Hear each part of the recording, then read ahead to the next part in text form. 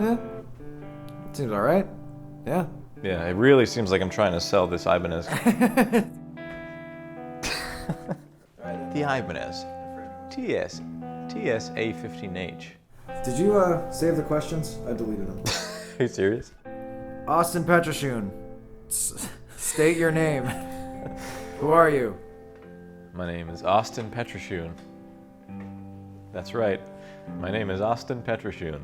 What really is open mic? Not when or where, but what is it really? What does it mean to me, you might say?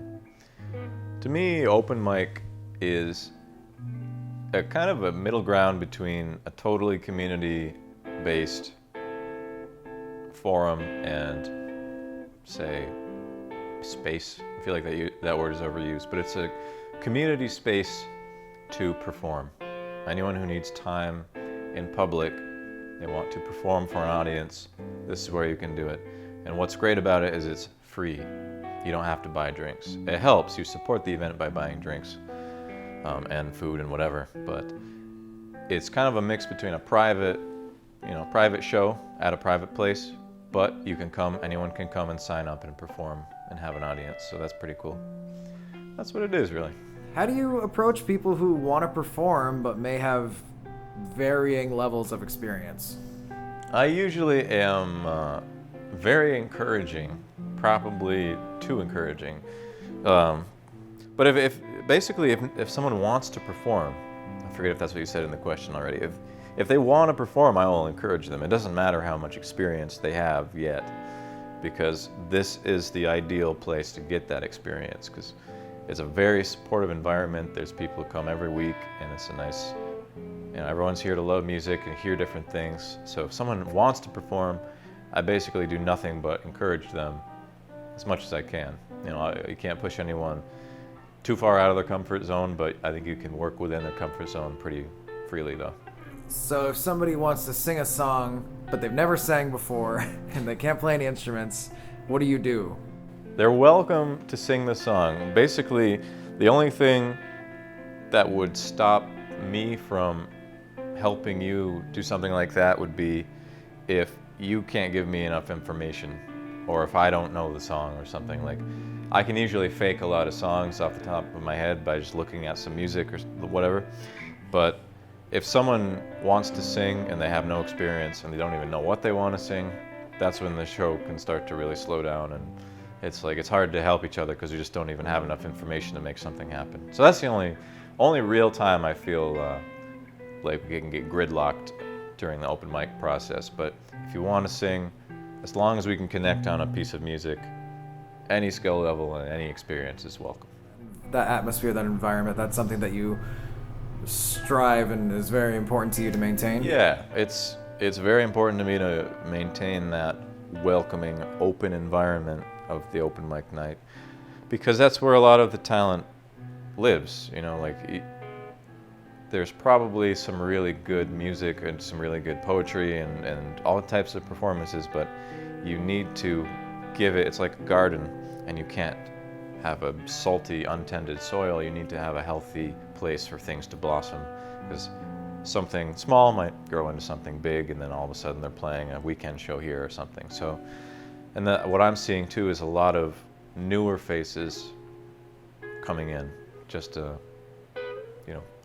taking over from Chris Shacklet, who did it for years. Now I see not as many as were coming for him, but I see a lot of new ones coming while I'm doing this. So I see it as encouraging the next generation too. Speaking of encouraging the next generation of Star Trek fans, how does live performance affect a performer? And conversely, how does it affect an average Joe that might be their first time performing? Do they behave differently going in? Between those two kind of archetypes of average Joe versus performer, the difference is surprisingly small, I think. I think the biggest thing that affects how people feel a lot of time is if they are someone who sings, hearing themselves up here in the room changes how they feel. It doesn't feel like in their car or their bathroom or whatever. It just sounds different to them, so that can put them off guard, for one thing. Depends on how much they've had to drink. Most people who are, the drunker they are, the more courage they have. So they'll come up and they'll be ready to sing almost anything, even if they don't know what they want to sing. So they'll start before you do. yeah, the average Joe is surprisingly not that much more shy of the stage than someone who wants to sing. Yeah. Do you remember when you asked me to come up on stage and play Snow with you by the Red Hot Chili Peppers? I do remember that. What do you remember? I remember us thinking we could do that song and giving you the words, because I feel like we've been listening to that song for 13 years or so. Yeah. And I remember you not knowing the structure of the words and me being like, wow, I really thought you knew the words. And then what happened? I think we probably abandoned the song. We did. We bailed out of it hard. Yeah. I think. Is this all a long setup for you to just grill me about a time I made you feel uncomfortable? It wasn't your fault. It was me that made myself feel uncomfortable. It was my bad, and I know the song, but it's hard. In the moment, like I lost. It can be way harder than you think. It can also be way easier than you think, depending on the person and the material. Like sometimes it's surprisingly easy and people really knock it out. Other times you'll play a song you've done a million times and you'll screw it up and you'll hate yourself. Right. But what you're saying, I should also say, I will oftentimes, like I'm a big fan of enabling people and empowering people and allowing them, because I think I've learned how healthy it is, because I've given myself this opportunity to fail. You need the opportunity to fail. So if you come up and you make a fool out of yourself, I think that can be a very healthy experience. Would you agree? I would. And it can be uncomfortable, but I think it's uncomfortable in a way that makes you grow. It compelled me to make this video. Like someone will have a lot of confidence to sing a song, and they'll either pick one that they don't know as well as they thought they did, or they just won't know what to do. I don't know. They'll just make a fool of themselves. But it's an open environment. I will let you come up and do stuff as long as we're all being civil. But if you make a fool of yourself, I can't help you with that. And so it might teach you a few things about yourself that you might not have expected. Do you remember the time that the worst time that you ever bombed on stage, if such a thing happened, and how did it make you feel, and what did you do about it? A lot of times you block that stuff out,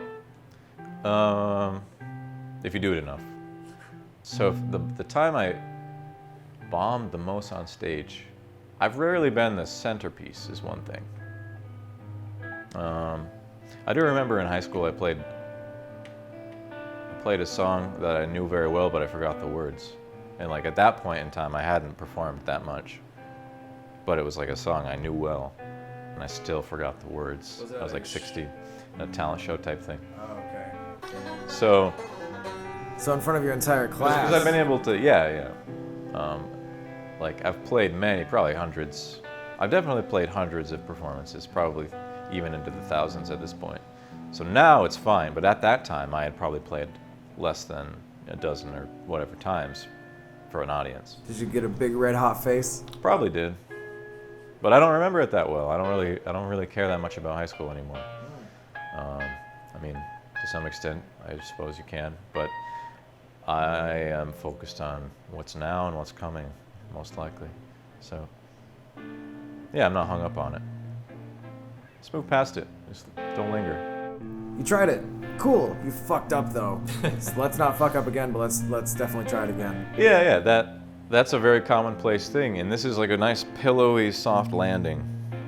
You know, there's so many worse times to mess up in front of an audience, but here you have so much leeway. I think that's great. Like if you screw up, you're amongst friends, you're amongst people who are just like happy you tried and who probably can't do that much better than you. So, yeah, I think it can be a good testing ground for that type of thing. And like if you're like some of our friends, our good friends who just like experimenting with performance, and you want to see what kind of reactions you can get out of people, knowing that it's that kind of place, you can pretty much do performance art. You know, you can just put on a character or whatever. Like, it's very open. You don't have to just do music. So, in fact, It's called open mic. It's called open Michael. Cool. It's called Jam Night. Oh, this so thing. cool, guys. You're trying to do the Schwarzenegger thing where it's like this. Yeah. No, that looks terrible. That doesn't. It's not doing it for me. I don't think this is good. Is that bad? I don't think it's good. It looks like we're like getting married. Can we do the cool guy pose? Cool guys.